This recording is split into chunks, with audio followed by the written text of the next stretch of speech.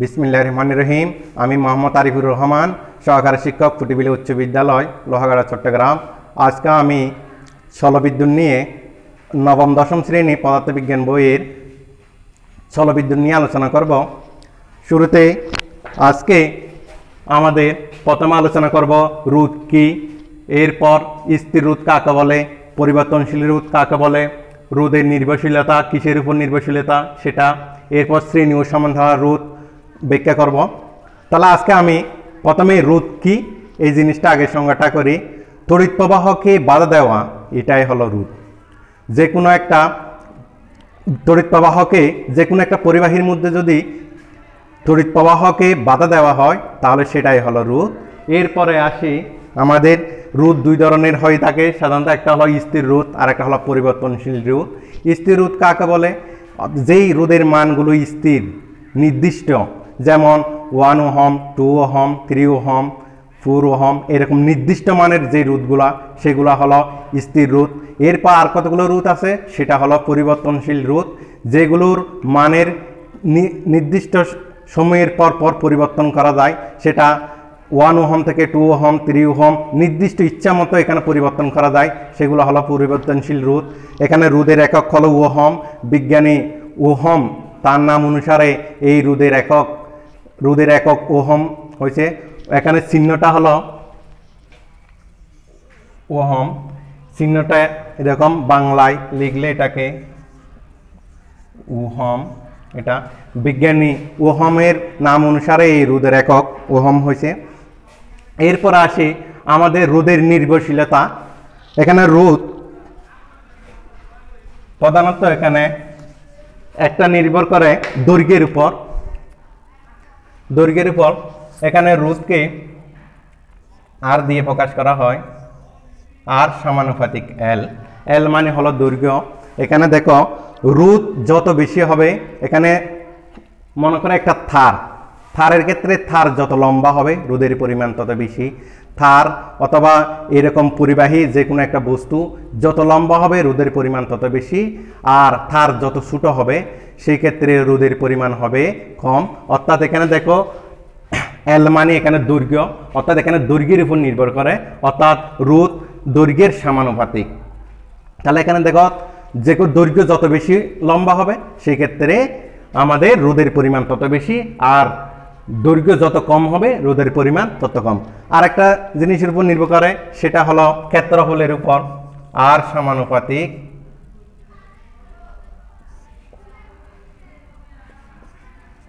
One by এ, অর্থাৎ এখানে দেখো ক্ষেত্রফলের ব্যস্তানুপাতিক। এখানে দেখো আবার ক্ষেত্রফল যে কোনো একটা পরিবাহীর ক্ষেত্রে ক্ষেত্রফল যত বড় হবে তাহলে রোধের পরিমাণ হবে তত কম। এখানে দেখো আর ক্ষেত্রফলের ব্যস্তানুপাতিক। তাহলে এখানে ব্যস্তানুপাতিক হলে এটা কি, এটার বিপরীত। অর্থাৎ এখানে যদি ক্ষেত্রফল যত বেশি হবে তাহলে রোধের পরিমাণ হবে তত কম, আর ক্ষেত্রফল যত ছোট হবে সেই ক্ষেত্রে রোধের পরিমাণ হবে বেশি। তাহলে অর্থাৎ উল্টা, এখানে ক্ষেত্রফল যত বেশি হবে রোধের পরিমাণ কম, আর ক্ষেত্রফল যত কম রোধের পরিমাণ হলো তত বেশি। এখন দেখো দুইটা সমীকরণকে যদি আমরা একসাথে লিখি তাহলে আর সমানুপাতিক এল বাই এ। আবার এটাকে যদি আমরা একটা সমান চিহ্ন, এখানে একটা ধ্রুবক নিয়ে আসলে এল বাই এ, তাহলে এটা হলো আপেক্ষিক রোধ বা সমানুপাতিক ধ্রুবক এটা। তাহলে এটা হলো আপেক্ষিক রোধ অথবা কিসের, সেটা হলো সমানুপাতিক ধ্রুবক যেটা। তাহলে এই সমীকরণটা। তাহলে এখন আমরা আসি আবার রোধের আবার দুই ধরনের বর্তনীর ক্ষেত্রে দুই ধরনের বর্তনী হয়। একটা হলো শ্রেণী বর্তনী, আর একটা হলো সমান্তরাল বর্তনী। এখানে যদি আমরা বর্তনীর ক্ষেত্রে দুই ধরনের এখানে যদি রোধ ব্যবহার করি তাহলে এখানে দেখো সার্কিটটা প্রথম আমরা শ্রেণী রোধ দিয়ে একটা সার্কিট তৈরি করি।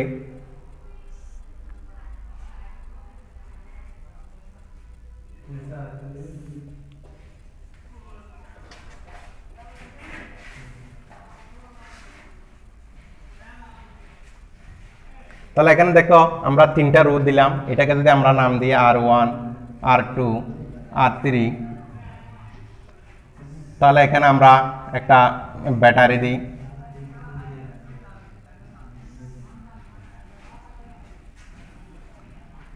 তাহলে এখানে দেখো এটা হলো কি সাবি, কি এটা হলো ব্যাটারি, তাহলে এখানে কি এটা প্লাস এটা মাইনাস।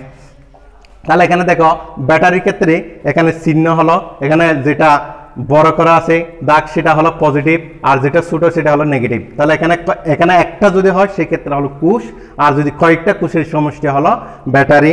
আর এটা হলো কিসের, এখানে সাবি বা কি এটা। আর এখানে দেখো তিনটা রোধ ব্যবহার করলাম, R1 R2 R3। এখন এখানে যদি আমরা তড়িৎ প্রবাহ দিই, তাহলে এখানে দেখো তড়িৎ প্রবাহ এই পজিটিভ থেকে এখান থেকে যাত্রা করে এদিক দিয়ে আসবে, এদিকে এসে আবার ঘুরে এসে তারপর এখানে এসে শেষ হবে। তাহলে এখানে তড়িৎ প্রবাহ যদি আমরা I ধরি, তাহলে এখানে দেখো আমাদের সেই ক্ষেত্রে এখানে তিনটা রোধ ব্যবহার না করে যদি একটা তুল্য রোধ ব্যবহার করি, তাহলে সেটাই হলো তুল্য রোধ। তাহলে তুল্য রোধ কাকে বলে? একই সাথে অর্থাৎ এক বা দুইয়ের অধিক, তাহলে একাধিক রোধগুলো ব্যবহার না করে যদি একটা রোধ ব্যবহার করে একই কাজ যদি সম্পূর্ণ হয়, তখন সেই ক্ষেত্রে ওই রোধটাকে বলা হয় তুল্য রোধ। এখানে দেখো আমাদের R1 R2 R3 দিছি, তাহলে এখানে যদি এটা R1 সমান যদি এটা 10 ওহম, অথবা এটা যদি 20 ওহম 30 ওহম, এরকম কি ভিন্ন ভিন্ন কি কতগুলা রোধ থাকে, এইগুলো তিনটা রোধের পরিবর্তে যদি একটা রোধ ব্যবহার করে যে একই কাজ, এখানে এই তিনটা রোধ ব্যবহার করলে যে কাজটা হবে এই তিনটার পরিবর্তে যদি একটা রোধ ব্যবহার করি, তাহলে সেই ক্ষেত্রে যদি একই কাজ করে তখন সেই ক্ষেত্রে ওই রোধটাকে বলা হয় তুল্য রোধ। তাহলে আমরা যদি এই তিনটা রোধের পরিবর্তে একইভাবে যদি আমরা দেখো একটা রোধ ব্যবহার করি, দেখো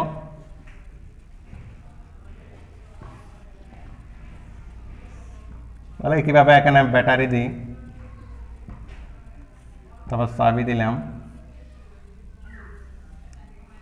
তাহলে কিভাবে এটাকে দেখো এখানে শ্রেণীবর্তিনীর ক্ষেত্রে এখানে RS অর্থাৎ শ্রেণীতে এখানে সিরিজ সার্কিট, আর সমান্তরাল বর্তনীর ক্ষেত্রে এখানে প্যারালাল সার্কিট। তাহলে এখানে একইভাবে এটা ব্যাটারি আর এটা হলো কি চাবি, একইভাবে এটা পজিটিভ এটা নেগেটিভ, আর এখানে বিদ্যুৎ প্রবাহ একইভাবে এদিক দিয়ে গিয়ে এদিকে ঘুরে এসে আবার এদিকে শেষ হবে, এটা তড়িৎ প্রবাহ হয়। তাহলে এখানে দেখো আমাদের দেখা যাচ্ছে এখানে তিনটা রোধ, এই তিনটা রোধের পরিবর্তে যদি একটা শ্রেণীবর্তিনীতে একটা রোধ পরিবর্তন করা হয়, একটা রোধ পরিবর্তন করে যদি একইভাবে মান পাওয়া যায়, তখন একই কাজটা সম্পূর্ণ হয়, তখন সেই ক্ষেত্রে এটা তুল্য রোধ। তাহলে এখন দেখো আমরা এটাকে যদি ওই সমীকরণ দিয়ে আনি, তাহলে আমরা প্রথমে তুল্য রোধের ক্ষেত্রে আমরা সূত্র জানি ওহমের সূত্র B সমান IR। এটা কি, এটা হলো ওহমের সূত্র অনুসারে আমরা জানি কি B সমান IR। এখন দেখো আমরা যদি এই R1 এর জন্য হয়, তখন সেক্ষেত্রে আমরা কি দিই B1 সমান I R1, আর এই ক্ষেত্রে যদি হয় আমরা এটাকে যদি কি বিয়োগ পার্থক্য এটার জন্য অর্থাৎ B2, এক্ষেত্রে I R2, আর এটার ক্ষেত্রে R3 ক্ষেত্রে বিয়োগ পার্থক্য যদি R3 হয়, B2 হয়, B3 হলে তখন সেই ক্ষেত্রে I R3। তাহলে এখানে দেখো আমাদের একটা জিনিস খেয়াল করো, তাহলে R1 এই রোধের ক্ষেত্রে বিয়োগ পার্থক্য B1, আবার দেখো R2 এর ক্ষেত্রে বিয়োগ পার্থক্য যদি B2 ধরি, R3 এর ক্ষেত্রে বিয়োগ পার্থক্য যদি B3 ধরি, আর এখানে দেখো প্রত্যেকটাতে এখানে তড়িৎ প্রবাহ দেখো I, এখানে দেখো একইভাবে গেছে I, এখানে গিয়ে আবার এখানে শেষ হয়েছে। তাহলে এখানে দেখো আমরা এখানে যদি আমরা সমীকরণ দিয়ে লিখি, আর এখানে যদি আমরা কোনটা তুল্য রোধের ক্ষেত্রে যদি এটা আমরা B সমান RS I, এখানে আমরা এটাকে তুল্য রোধকে কি RS ধরি।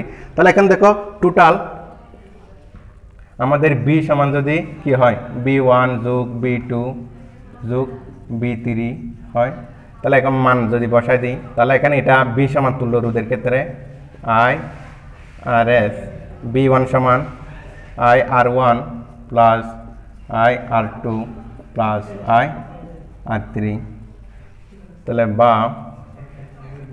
I RS সমান এখানে যদি আইটা কমন নিয়ে নিই, তাহলে R1 plus R2 plus R3। এখন দেখো সুতরাং এখানে যদি উভয় পক্ষে দেখে আইটা বাদ দিয়ে দিই, তাহলে RS সমান কি R1 plus R2 plus R3।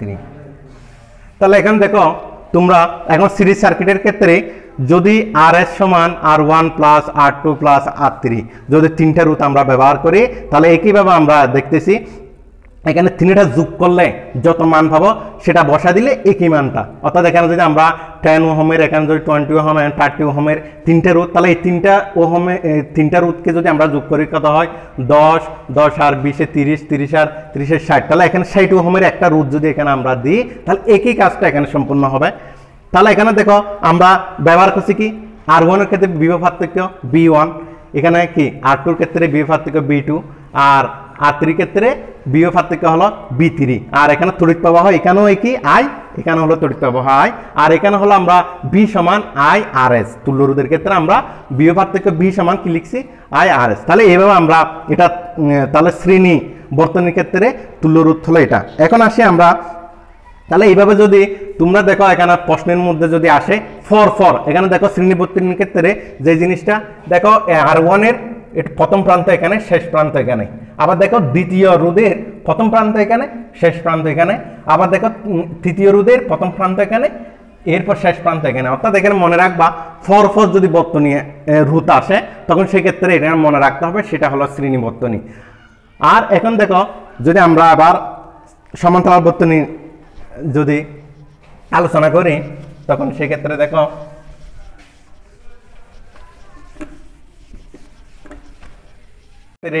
এখানে তিনটা রোধ লাগবে, তাহলে এখানে প্রথমটা রোধের মান R1 ধরি, এরপর দ্বিতীয়টা রোধ এটাকে আমরা R2 ধরি, আর তৃতীয়টা রোধ এটা R3 ধরি। তাহলে এখানে দেখো তিনটা রোধের প্রান্ত তো একই জায়গায় মিলিত হয়। এরপর দেখো এদিকে নিচে এখানে ব্যাটারি দিলাম, তারপর একটা চাবি দিলাম, তাহলে এটা চাবিকে, এটা পজিটিভ প্রান্ত, এটা নেগেটিভ প্রান্ত, এটা বিদ্যুৎ প্রবাহ I। এখানে দেখো একটা জিনিস খেয়াল করো, এখানে দেখো প্রান্তদ্বয় এখানে R1, R2, R3 সবগুলো প্রান্তদ্বয় এখানে, আবার দেখো R1, R2, R3 শেষ প্রান্ত এখানে একটা বিন্দুতে মিলিত হচ্ছে। এখানে দেখো তড়িৎ প্রবাহ I এখানে এসে আবার তিন ভাগ হয়ে গেছে, কিছু বিদ্যুৎ এদিক দিয়ে যাচ্ছে, কিছু বিদ্যুৎ এদিক দিয়ে যাচ্ছে, কিছু বিদ্যুৎ এদিকে দিয়ে যাচ্ছে। তাহলে এখানে যদি আমরা এটাকে যদি I1, এটাকে I2, এটাকে কি I3, অর্থাৎ এখানে দেখো টোটাল তড়িৎ প্রবাহ I এখানে এসে তিন ভাগে ভাগ হয়ে গেছে। একটা কিছু বিদ্যুৎ যাচ্ছে I1 দিয়ে, অর্থাৎ R1 এর মধ্যে দিয়ে, আর কিছু R2 এর মধ্যে দিয়ে, আর কিছু R3 এর মধ্যে দিয়ে। আবার একইভাবে এখানে একত্রিত হয়ে সবগুলো এখানে দেখো এক বিন্দুতে আসছে, এরপর এসে এখানে আবার কি একইভাবে এখানে টোটাল I, অর্থাৎ এখানে দেখো আইটা তিন ভাগে ভাগ হয়ে গেছে, একটা I1, I2, I3, এরপর এখানে এক বিন্দুতে মিলিত হয়েছে, এরপর আবার টোটাল এসে I বিন্দুতে হয়েছে। এখন দেখো সমান্তরাল বর্তনীর ক্ষেত্রে এই তিনটা রোধের পরিবর্তে আমরা যদি একটা রোধ ব্যবহার করি তখন সেই ক্ষেত্রে একই পরিমাণ কাজটা হবে, তখন এই ধরনের রোধটা হলো তুল্য রোধ। তাহলে এখানে দেখো একইভাবে সার্কিট অঙ্কন করলে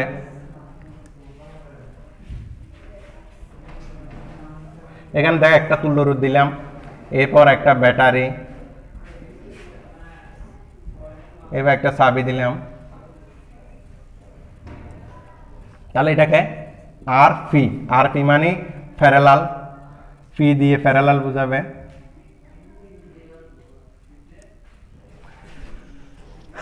তাহলে এখানে দেখো বিদ্যুৎ প্রবাহ এদিকে I, আবার এদিক দিয়ে বিদ্যুৎ গিয়ে এদিকে অতিক্রম, এখানে টোটাল I।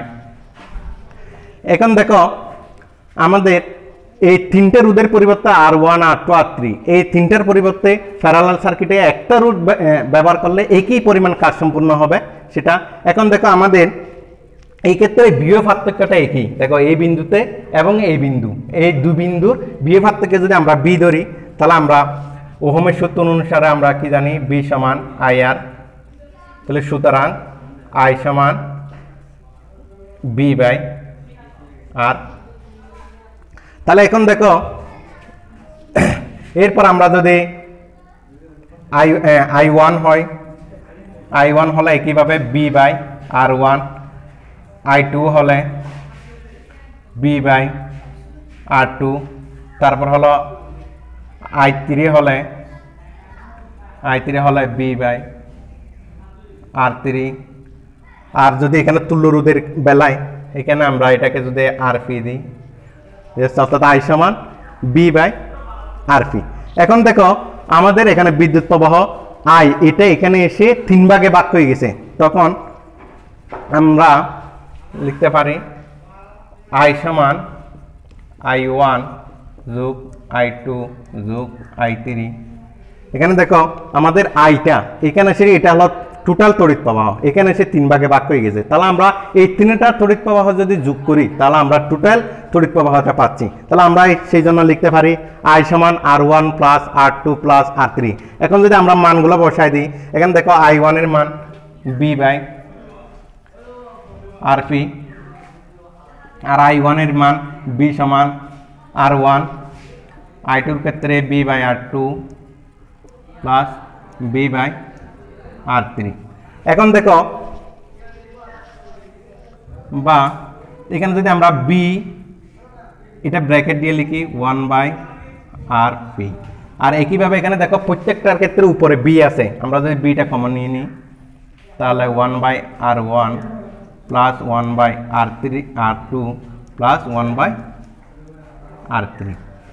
এখন দেখো উভয় পক্ষে যদি আমরা Bটা বাদ দিয়ে দিই তাহলে এখন দেখো আমরা কি পাচ্ছি, 1/RP সমান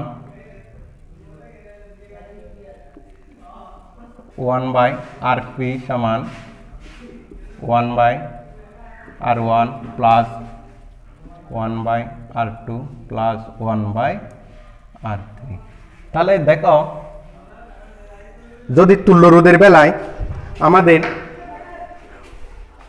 টোটাল এখানে দেখো 1/RP মানে এখানে P মানে হলো প্যারালাল সার্কিটের, তারপর হলো R1 প্রথমটা রোধ, তারপর R2 হলো দ্বিতীয়টা রোধ, R3 হলো তৃতীয়টা রোধ। তাহলে এই সমীকরণ দিয়ে আমাদের তুল্য রোধ এটা বের করতে হবে। তাহলে আমাদের সমান্তরাল বর্তনীর ক্ষেত্রে এই 3টা রোধের পরিবর্তে যদি আমরা এই একটা রোধ ব্যবহার করি তাহলে একই মানটা পাবো, এখানে যেই মানটা পাবো তাহলে একই কাজটা হবে। তাহলে আমরা এইভাবে প্রশ্নগুলো সলিউশন করতে হবে। তাহলে এখানে মনে রাখবা সমান্তরাল বর্তনীর ক্ষেত্রে প্রান্তদ্বয় একই জায়গায় মিলিত হবে, প্রথম প্রান্ত এক জায়গায় মিলিত হবে, শেষ প্রান্ত আরেক জায়গায় মিলিত হবে। আর শ্রেণী বর্তনীর ক্ষেত্রে ফর অর্থাৎ প্রথম রোধের পরিবর্তে দ্বিতীয় রোধ, দ্বিতীয় পরে তৃতীয় রোধ, মানে ফর আসবে রোধটা। আর এখানে সমান্তরাল বর্তনীর ক্ষেত্রে প্রান্তদ্বয় এক জায়গায় মিলিত হবে, সেটা দেখে এখানে তোমাদের প্রশ্নগুলো সলিউশন করতে হবে। যদি কি হয় শ্রেণী বর্তনী হয় তখন সেক্ষেত্রে RS সমান R1 plus R2 plus R3 এই সমীকরণ দিয়ে সলিউশন করতে হবে। আর যদি সেই সার্কিটটা যদি তোমরা সমান্তরাল বর্তনী দেখো তখন সেই ক্ষেত্রে 1/RP সমান 1/R1 plus 1/R2 plus 1/R3 এইভাবে সলিউশন করতে হবে। তাহলে আশা করি সমান্তরাল বর্তনী এবং শ্রেণী বর্তনী যদি ভালো করে বুঝো তাহলে এখানে তোমাদের ওই প্রশ্নগুলো এখানে শ্রেণী বর্তনী এবং সমান্তরাল বর্তনী থেকে অবশ্যই একটা ওই সার্কিট থেকে একটা প্রশ্ন থাকে, তাহলে ওই প্রশ্নগুলো সলিউশন করবে। তাহলে এই বলে আজকের এই অধ্যায়ের রোধ সম্পর্কে আলোচনাটা শেষ করলাম। আল্লাহ হাফেজ।